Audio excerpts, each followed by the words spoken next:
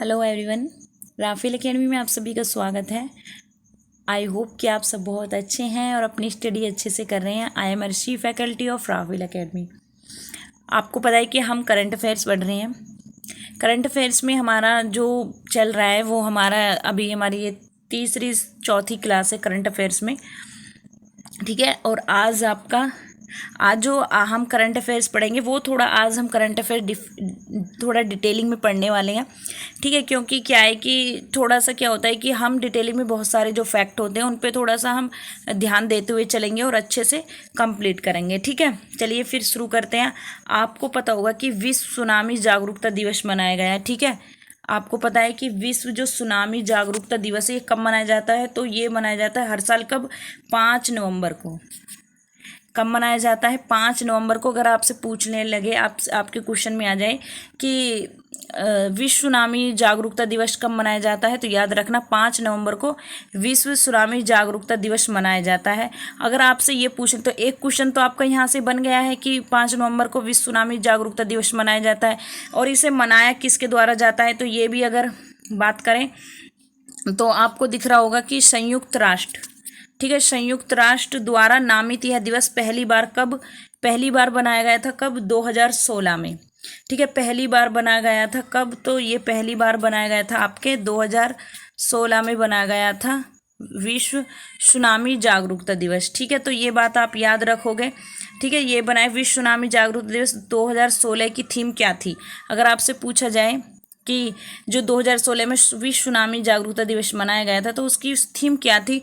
तो उसकी थीम थी प्रभावी शिक्षा और निकासी ड्रिल थी, ठीक है। आपको पता होगा कि सुनामी के बारे में अगर हम बात करें तो जो सुनामी है इससे जब ये आती है तो बहुत जान माल की क्या है, हमको हानि होती है, ठीक है। तो लोगों में जागरूकता फैले। अगर हमें कुछ जो ऐसे जो थोड़ा क्षेत्र होते हैं या फिर कोई गांव लगा लो, शहर लगा लो, जहाँ पे हमें क्या होता है ये सब सुनामी क्या नहीं कि हमें पता होता है, तो पहले से ही क्या है जैसे कि पता चल जाता है, तो लोगों में इसकी जागरूकता बढ़ाने के लिए ही ये जो सुनामी जागरूकता दिवस मनाया जाता है, ठीक है।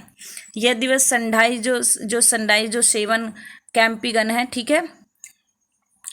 तो उसके जो लक्ष्य हैं, आपने संडाई सुना होगा। जब आप क्या पढ़ेंगे, जब आप आपदा पढ़ते हैं ना, जो आपदा होता है, ठीक है, आपदा के बारे में, तो संडाई उसमें क्या है, एक उसमें समझौता है, ठीक है। आप लगा सकते हो, लेकिन आप अभी इतने डिटेल में नहीं जाना है। तो वो सब चीज़ें हैं, ठीक है। तो उसका जो लक्ष्य डी, ठीक है, उसको बढ़ावा देता है, ठीक है। जो महत्वपूर्ण बुनियादी ढांचे का जो आपदा क्षति, ठीक है, जो आपदा प्रबंधन आप पढ़ेंगे तो उसमें जो संडाई फ्रेमवर्क है, ठीक है, संडाई फ्रेमवर्क जो है आपका, तो जब आपको वो पढ़ाया जाता है, ठीक है, संडाई सेवन फ्रेमवर्क जो है वो आपको बताया जाता है कि उसमें क्या क्या बातें बोली, कैसे हमें जागरूकता बढ़ाना है, और अपने स्तर पर अगर मानो कि हम अकेले हैं, हमें क्या करना चाहिए आपदा के बाद, आपदा से पहले, ठीक है, और कैसे हमें इन सब चीज़ों से निकलना चाहिए। तो वो ये सब बातें संडाई जो फ्रेमवर्क है उसमें बताई गई हैं, ठीक है। तो याद रखोगे ये बात आप, आपदा क्षति को कम करने और बुनियादी सेवा व्यवधान को कम करने पर केंद्रित है, ठीक है। ये बात पता चल गया आपको संडाई फ्रेमवर्क के बारे में। अगर बात करें कि पिछले 100 सालों में, कब? पिछले 100 सालों के अंदर, ठीक है, भारत, इंडोनेशिया और श्रीलंका सहित कई देशों ने सुनामी से बहुत नुकसान उठाया है, ठीक है। जब सुनामी आपको पता है आती है तो पूरे घर के घर क्या है उजड़ जाते हैं, ठीक है, घर के घर बर्बाद हो जाते हैं, बहुत लोग मौत से जूझते रहते हैं, ठीक है, बहुत लोगों की मौत भी हो जाती है। तो उन्हीं सब चीज़ों में क्या है कि उन्होंने इन नुकसान को, सुनामी से क्या उन्हें बहुत नुकसान उठाया। तो बीते इन सालों में यह देश लगभग 2,27,000 बार सुनामी का कहर झेल चुके हैं। और यूएनए की एक वेबसाइट के अनुसार बात करें तो वर्ष 2030 तक अंत तक तटीय क्षेत्रों में रहने वाली जो विश्व जनसंख्या का लगभग 50% भाग तूफान, सुनामी और बाढ़ के संपर्क में आ गया है। 2030 तक कितने के अंत में बात करें, जो तटीय क्षेत्रों में रहने वाले, आपको पता है जनजाति क्षेत्र है, बहुत रहते हैं, तो विश्व का कितना, तो विश्व का है आपका कितना, 50% भाग तूफान और सुनामी क्या है, सुनामी और बाढ़ के संपर्क में आ गया है। आपदा जोखिम को कम करने के लिए अगर बात करें तो पहला व्यापक समझौता दिसंबर 2004 में हुआ था, ठीक है, दिसंबर 2004 में कहाँ पर, हिंद महासागर सुनामी के बाद किया गया था। इस सुनामी के 3 हफ्ते बाद अंतर्राष्ट्रीय समुदाय कोबे, अंतर्राष्ट्रीय कौन सा समुदाय है, कोबे, जापान में एक साथ आया और कार्रवाई के लिए 10 वर्षीय हुगो फ्रेमवर्क, ठीक है, हुगो फ्रेमवर्क फॉर एक्शन को अपनाया था। ठीक है, याद रखना ये बात। सुनामी शब्द की बात करें, आप सोच रहे होगे कि सुनामी शब्द की उत्पत्ति कहाँ से हुई है, तो जो सुनामी शब्द है, ठीक है, जो सुनामी जो शब्द है इसकी जो उत्पत्ति हुई जापानी भाषा से लिया गया है। ठीक है, और यह यह 2 शब्दों से क्या है, मिलकर बना है। जापानी शब्द है कौन सा, तुत्सु, तुत्सु का मतलब क्या होता है, बंदरगाह, और नामी का मतलब लहर से बना है। ठीक है, याद रखना ये बात। अब बात करते हैं, नेक्स्ट टॉपिक है आपका नोएडा का। ठीक है, नेक्स्ट टॉपिक कहाँ का है, नोएडा का है। नोएडा में लॉन्च किया गया है क्या, उत्तर भारत का पहला हाइपर स्केल डाटा सेंटर। ठीक है, कहाँ पर, अगर आपसे पूछा जाए कि हाइपर स्केल भारत का पहला हाइपर स्केल डाटा सेंटर कहाँ पे लॉन्च किया गया है, तो याद रखना नोएडा में लॉन्च किया गया है आपका पहला हाइपर स्केल डाटा सेंटर। ठीक है, याद रखोगे आप ये बात। नेक्स्ट की बात करें, नेक्स्ट है आपका हाल ही में उत्तर प्रदेश के इसी का अभी ये डिटेलिंग में हो रहा है कि हाल ही में कब उत्तर प्रदेश के मुख्यमंत्री योगी आदित्यनाथ जी ने क्या किया है, hyper scale data centre Yotta D1 का उद्घाटन किया है। यह उत्तर भारत का पहला और भारत का दूसरा हाइपर स्केल डेटा सेंटर है। कैसा, उत्तर भारत का तो पहला है। ठीक है, देखो यहाँ पर डिफाइन हो रहा है पूरा कि ये उत्तर भारत का पहला है और भारत का दूसरा हाइपर स्केल डाटा सेंटर है। ठीक है, योटा D1 के बारे में बात करें तो ये ग्रेटर नोएडा के डेटा सेंटर पार्क में बनाए जाने वाला डेटा सेंटर भवन है। Greater Noida data centre park में ऐसे 6 डेटा सेंटर भवन का निर्माण किया जाएगा, जिनमें से ये पहला है। ठीक है, जिनमें से क्या है, ये पहला है। यह डेटा सेंटर योटा इंफ्रास्ट्रक्चर द्वारा विकसित किया गया है। ठीक है, कितने में, 1500 करोड़ रुपए के निवेश के साथ। कितना निवेश हो रहा है इसमें, 1500 करोड़ रुपए के निवेश के साथ, केवल 20 महीनों के।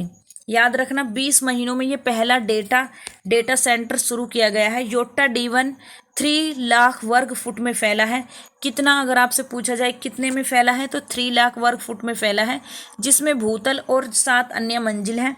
यह 7 सर्वर फ्लोर पर 5000 रैंक की मेज़बानी करने में सक्षम है। इसकी IT की भार क्षमता कितनी है, तो इसकी जो IT क्षमता भार है वो है 28.8 मेगावाट। ठीक है, याद रखोगे ये बात। अब Yotta Greater Noida data centre park के बारे में बात करें कि क्या है क्या नहीं है, तो योटा ग्रेटर नोएडा डाटा सेंटर के बारे में बात करें तो यह पार्क 20 एकड़ में फैला है। कितने में फैला है, ये 20 एकड़ में फैला है। देखो, आज मैं आपके लिए क्वेश्चन नहीं लाई हूँ। आप सोच रहे हो कि मैम आपने क्वेश्चन फॉर्मेट में क्यों नहीं कराया है। मैं आपको 3-4 क्लास दे चुकी हूँ, जो कि हमने किया है आपका क्वेश्चन फॉर्मेट में, 1 लाइनर में। ठीक है, लेकिन मैंने सोचा है कि आपका ये क्या होता है, जो पैराग्राफ होते हैं, पैराग्राफ में आपके क्वेश्चन इतने बन जाते हैं कि एक ही पैराग्राफ से आपके 10 से 12 क्वेश्चन आपके करंट अफेयर्स के तैयार हो जाते हैं, अगर आप ढंग से पढ़ते हैं, अच्छे मन लगा के पढ़ते हैं तो। ठीक है, तो यह पार्क कितना, यह पार्क 20 एकड़ में फैला हुआ है। इसमें 6 इंटरकनेक्टेड डाटा सेंटर भवन स्थापित किए गए हैं। कितने किए गए, भवन स्थापित किए जाएंगे, तो भवन कुल का कितना, 30,000 रैंक। ठीक है, रैक जो है, रैक 4 समर्पित फाइबर पथ और 160 मेगावाट की IT बिजली क्षमता प्रदान करेंगे। इस पार्क के निर्माण में कितना, कुल लागत कितना, लगभग 7,000। ठीक है, 7,000 करोड़ रुपए आएगी। कितनी लागत है, 7,000 करोड़ रुपए। अब नेक्स्ट जो टॉपिक है हमारा, नेक्स्ट है कि हरियाणा CM ने लॉन्च किया उपहार पोर्टल और CM डैशबोर्ड। जिसमें लग जाए तो वो क्या हो जाता है, डिजिटल से इलेक्ट्रॉनिक, या डिजिटल से होता है क्या है, जुड़ जाता है। ठीक है, तो उपहार पोर्टल और CM डैशबोर्ड। अब बात करते हैं कि क्या हाल ही में हरियाणा के मुख्यमंत्री कौन है, तो आप कहोगे कि मैम हरियाणा के मुख्यमंत्री, जैसे कि अब हरियाणा का मुख्यमंत्री जी के बारे में आ गया, तो एक अगर आपसे क्वेश्चन में पूछ लिया भी जाए तो आपको मनोहर लाल के बारे में पता हो, मनोहर लाल खट्टर जी ने। ठीक है, तो हरियाणा के मुख्यमंत्री हैं, याद रखोगे ये बात। तो हाँ, कभी कभी क्या होता है कि किसी भी स्टेट के हमसे मुख्यमंत्री के बारे में, राज्यपाल के बारे में पूछ लिया जाता है, तो इसलिए ये क्वेश्चन एक तो आपका यहाँ पे क्लियर हो जाता है। अब बात करते हैं उपहार पोर्टल की। तो जो हमारे उपहार पोर्टल और CM डैशबोर्ड लॉन्च किया है, इससे CM खट्टर सभी विभागों में, किसमें, सभी विभागों की विकास योजनाओं में प्रगति रिपोर्ट क्या है, एक क्लिक पर जान सकेंगे। ठीक है, क्या होगा कि जितनी भी योजनाएं हरियाणा में चल रही हैं, ठीक है। जितनी भी योजनाएं हरियाणा में चले वो क्या करेंगे, एक रिपोर्ट के उस पे जाएंगे, सिर्फ वो एक रिपोर्ट खोलेंगे और उस पे क्लिक करेंगे और सभी के बारे में क्या है वो जान सकेंगे। जो भी उनको क्या है उन्हें मिले उपहारों को भी नीलाम कर पाएंगे। सीएम को मिले उपहारों की नीलामी से प्राप्त राशि मुख्यमंत्री राहत कोष में जमा करने के साथ जन कल्याण कार्यों पर खर्च की जाएगी, है ना। बहुत अच्छी बात है कि आपको जो उपहार मिल रहे हैं, आपको किसी ने मानो आपको ऑनलाइन आपको किसी ने कोई चीज़ भेजी है, आपने उनके बारे में क्लिक किया है और फिर आपको जो राशि मिल रही है तो उसमें आप क्या उन्हें आप राहत कोष में दे रहे हैं। राहत कोष में देने का मतलब होता है कि आप उनको क्या है कि जितनी भी नीतियाँ योजनाएं बनाई जाएंगी जन कल्याण के लिए, आप उनको उन पैसे को क्या है आप जनता के लिए खर्च कर पाएंगे। तो ये बहुत अच्छी बात है, ठीक है। और सभी विभागों की वास्तविक समीक्षा सीएम बोर्ड पोर्टल से की जा सकेगी। तो याद रखना जो हम फिर क्या होगा, जितने भी विभाग हैं उनकी जो वास्तविक समीक्षा होती है, ठीक है। तो ताकि क्या होता है कि समीक्षा करना बहुत ज़रूरी बात है, क्योंकि आप एक प्रशासन में जा रहे हो, कोई भी अधिकारी बन रहे हो, किसी में भी जा रहे हो, मानो कि आप अधिकारी बन रहे हो, छोटे से छोटे आप वन डे एग्जाम दे रहे हैं, लेकिन आप प्रशासन में तो जा ही रहे हैं, एक सिस्टम में काम करने के लिए जा रहे हैं, तो हमें एक समीक्षा करनी बहुत ज़रूरी हो जाती है। तो ये जो डैशबोर्ड पोर्टल है, इस पर क्या है हम अपने जो विभाग है उनकी समीक्षा कर पाएंगे और सभी मुख्य योजनाओं पर उच्च स्तरीय निर्णयों की जानकारी भी यहाँ उपलब्ध होगी। अंत अब समीक्षा के दौरान अधिकारियों को मौजूद करने की आवश्यकता नहीं होगी सीएम डैशबोर्ड के बारे में, ठीक है। पता हो गया। अब जानते हैं सीएम डैशबोर्ड के बारे में क्या है। यह डैशबोर्ड अत्याधुनिक बिजनेस इंटेलिजेंस सॉफ्टवेयर के साथ इन हाउस विकसित किया गया है। किसी भी अधिकारी या विभाग द्वारा किया गया काम, समय सीमा और कितने डिफॉल्टर हुए हैं, यह सब ऑनलाइन माध्यम से सीएम की देखरेख में रहेंगे। मुख्यमंत्री के लिए सभी विभागों की कार्यप्रणाली और योजनाओं की जानकारी सभी बड़े व छोटे स्तरों पर उपलब्ध क्या होगी, ठीक है। आपने मानो कि अगर किस सरकार ने आपको कोई भी काम दिया है, आपने कोई योजना दिया, आपने वो कितने दिन में कितने आपने उसमें फॉल्ट किया है, क्या क्या परेशानियां हुई हैं, ठीक है। वो सब चीज़ें क्या है उनको डैशबोर्ड के बारे में ये क्या है कि आप वो सब चीज़ें डैशबोर्ड से देख पाएंगे। कार्यप्रणाली की ट्रैकिंग की जा सकेगी और रिपोर्टों का विश्लेषण भी आप क्या है आप आसानी से क्या होगा कर सकेंगे, ठीक है। मानो कि आपने कार्यप्रणाली आपकी कैसी है, तो ये भी आप वो क्या है ट्रैकिंग कर सकते हैं और जो रिपोर्ट होंगे उनका क्या है विश्लेषण कर सकते हैं। तो इसमें क्या है उनका क्या है ये उनका विश्लेषण करने का आसान होगा और इसके माध्यम से पुराने और नए डाटा की तुलना की जा सकेगी, ठीक है। कि आपने इस मंथ में कैसा काम किया, अगले मंथ में आप कैसा काम कर रहे हैं। तो आप क्या है जब आपके साथ सारा डाटा आपके पास ऑनलाइन मौजूद होता है तो सभी चीज़ों को हम करने में आसानी हो जाती है, ठीक है। और पता है जब से डिजिटल हुआ है, सब चीज़ें डिजिटल हो चुकी हैं, ऑनलाइन हो चुकी हैं, तो ये सबसे बड़ा फ़ायदा है कि हर एक चीज़ एक बार क्लिक करने पर एक बार सबका डाटा क्या है आपको पता चल जाता है। सबसे लंबी यात्रा ट्रेन चलाने का रिकॉर्ड, ठीक है। क्या है आप कहोगे कि सबसे लंबी यात्री ट्रेन चलाने का रिकॉर्ड किसका है। सबसे लंबी यात्री ट्रेन तो वो हुआ है स्विट्ज़रलैंड में। कहाँ पर हुआ है, वो हुआ है स्विट्ज़रलैंड में, याद रखना। सबसे लंबी यात्री ट्रेन चलाने का रिकॉर्ड अपने नाम दर्ज किया है। इसकी घोषणा रेटियन रेलवे आरएचबी ने की है। स्विट्जरलैंड ने आल्प्स की पहाड़ियों में 100 डिब्बों की ट्रेन चलाकर दुनिया में इस तरह का पहला देश बना है। यह ट्रेन लगभग 2 किलोमीटर लंबी है। रेटियन रेलवे आरएचबी ने स्विट्जरलैंड के प्रसिद्ध रेलवे सिस्टम की 175वीं वर्षगांठ पर दुनिया की सबसे लंबी यात्री ट्रेन चलाने का कारनामा किया है, ठीक है। और यह ट्रेन कहाँ से अल्बुला बर्निना रूट यूनेस्को की विश्व धरोहर में शामिल से होते हुए अल्वेन्यू और लैंड वाशर को पार करते हुए 20 सुरंगों से होकर निकलेगी। आल्प्स की पहाड़ियों में बने इस घुमावदार मार्ग है उसमें कुल 48 ब्रिज हैं। इस यात्रा को पूरा करने में लगभग 1 घंटे से भी अधिक का समय लग सकता है, ठीक है। फिक्की के नए अध्यक्ष, फिक्की क्या है तो सब यहाँ पर मैं आपको बताऊंगी। फिक्की के नए अध्यक्ष बने हैं कौन, सुब्रकांत पांडा। आपसे पूछा जा सकता है कि फिक्की के नए अध्यक्ष कौन बने हैं, तो आप याद रखना सुब्रकांता पांडा जो है वो फिक्की के नए अध्यक्ष बने हैं। अब बात करते हैं फिक्की जो है उसकी फुल फॉर्म क्या है, तो federation of Indian chambers of commerce and industry. तो फिक्की की फुल फॉर्म क्या होगी, फिक्की की फुल फॉर्म आपसे पूछ ली जाती है, मैं आपको बार बार बता रही हूँ। फिक्की के जो है आपको अध्यक्ष के बारे में आपसे पूछा जाए तो आप याद रखना, और फिक्की की फुल फॉर्म आपसे पूछ ली जाए तो वो भी याद रखना। Federation of Indian chambers of commerce and industry, FICCI ने शुभकांता पांडा को क्या है अपने अगले अध्यक्ष के रूप में चुना है। वर्तमान में पांडा फिक्की के वरिष्ठ उपाध्यक्ष के रूप में कार्य कर रहे थे, लेकिन अब वो क्या बन गया, वो उपाध्यक्ष अध्यक्ष बन गए हैं। ठीक है, वे Indian metals and ferro alloys limited IMFA के प्रबंध निदेशक भी हैं। एक बयान जारी करते हुए फिक्की ने बताया कि पांडा 95 जो AGM के समापन पर शीर्ष चैम्बर के अध्यक्ष के रूप में पदभार ग्रहण करेंगे। वर्तमान में इस पद पर संजीव मेहता है। कौन संजीव मेहता है? देखो, आपसे ये भी पूछ लिया जाता है कि किसके स्थान पर शुभकांता पांडा जी ने स्थान लिया है, तो संजीव मेहता, इनका भी नाम याद रखना। लेकिन वो अभी कार्यरत है। 95 AGM का समापन 16 से 17 दिसंबर को होगा। उसके बाद में शुभकांता पांडा जी बन जाएंगे। ठीक है, शुभकांता पांडा पिछले 2 दशकों से फिक्की में सक्रिय हैं। वे फिक्की उड़ीसा राज्य परिषद के पहले अध्यक्ष थे। IMF ने बताया कि पांडा फिक्की का नेतृत्व करने वाले उड़ीसा के पहले उद्योगपति हैं। अब आता है आपका नेक्स्ट जो है वो है आपका सतर्कता जागरूकता सप्ताह। ठीक है, तो ये क्या है आपका, तो इसके बारे में देखते हैं। केंद्रीय सतर्कता आयोग CVC के बारे में आपने सुना होगा, नहीं है तो मैं आपको बताती हूँ कि जो दिनांक 31 अक्टूबर से 6 नवंबर तक सतर्कता जागरूकता सप्ताह बना गया है 2022 में। ठीक है, मना रहा है। यह जागरूकता अभियान क्या है कि 31 अक्टूबर को सरदार वल्लभ भाई पटेल की जयंती आप सभी को पता है। ठीक है, स्टैचू ऑफ यूनिटी, तो सरदार वल्लभ भाई पटेल की जयंती पर उनके सम्मान में शुरू किया गया है। इसका उद्देश्य भ्रष्टाचार के बढ़ते खतरे और उसके परिणामों पर विचार करना है।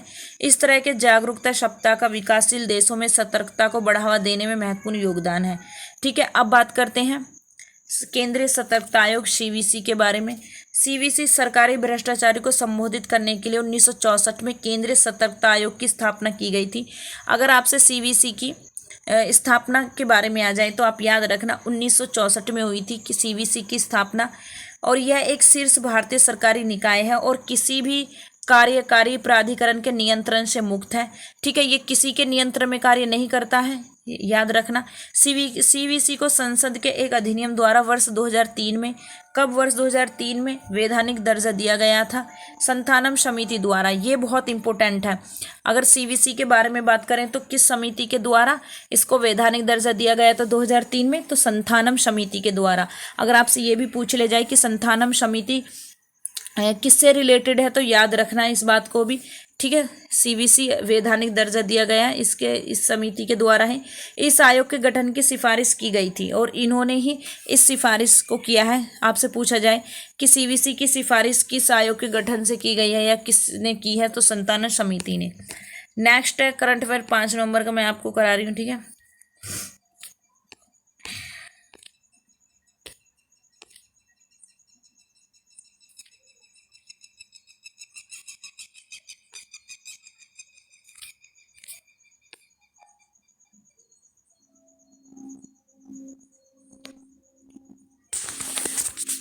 हमारा वो है प्रधानमंत्री मोदी ने किया इन्वेस्ट कर्नाटक 2022 का उद्घाटन। हाल ही में प्रधानमंत्री नरेंद्र मोदी ने वीडियो कॉन्फ्रेंसिंग के माध्यम से इन्वेस्ट कर्नाटक 2022 शिखर सम्मेलन को संबोधित किया है। अब ये क्या है ये देखते हैं कि invest Karnataka 2022 global investors meet के बारे में जानते हैं क्या है। इससे 3 दिवसीय वैश्विक निवेश शिखर सम्मेलन आयोजन 2 नवंबर से बेंगलुरु में किया जा रहा है। इसमें कुमार मंगलम, बिड़ला, सज्जन, जिंदल और विक्रम किर्लोस्कर जैसे प्रसिद्ध उद्योगपतियों सहित 80 से अधिक वक्ता भाग ले रहे हैं। इस सम्मेलन का आयोजन का मुख्य उद्देश्य विदेशी निवेश को आकर्षित करना और अगले दशक के लिए विकास योजना बनाना है। इन्वेस्ट कर्नाटक 2022 सम्मेलन की theme build for the world. प्रधानमंत्री ने इस बैठक से 5 लाख नौकरियों के सृजन की उम्मीद जताई है। कर्नाटक राज्य इस इवेंट में विश्व के कितने देशों को अपनी सांस्कृतिक और निवेश संभावना का प्रदर्शन करने में सक्षम होगा। अब बात करें मुख्य बिंदु की, तो राज्य सरकार ने उद्घाटन दिवस के अवसर पर 5.20 लाख करोड़ रुपए के समझौता ज्ञापन पर हस्ताक्षर किए हैं।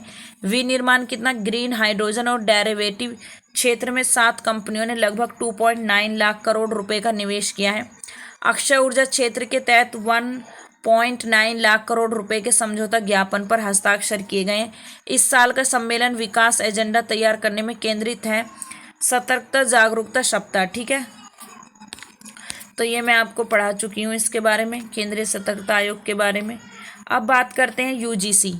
ठीक है, आपको बता दूं यूजीसी ने 11 दिसंबर को भारतीय भाषा दिवस के रूप में मनाने के लिए आग्रह किया है। ठीक है, उच्च शिक्षा क्षेत्र के नियामक विश्वविद्यालय अनुदान आयोग यूजीसी ने देश के सभी विश्वविद्यालयों और कॉलेजों को प्रतिवर्ष 11 दिसंबर को भारतीय भाषा दिवस के रूप में मनाने के लिए कहा है।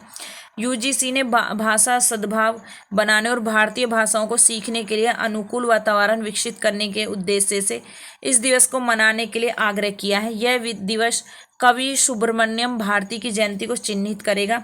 अपनी मातृभाषा में अच्छी पकड़ बनाने के साथ साथ अन्य भारतीय भाषाओं को सीखने के लिए भाषा सद्भाव बनाना बेहद ज़रूरी है। ठीक है, अन्य भाषाएं तो सीखें लेकिन अपनी जो भाषा है उसको भी सद्भाव बनाना क्या है, बेहद ज़रूरी है, जिसमें इस दिवस का योगदान रहेगा।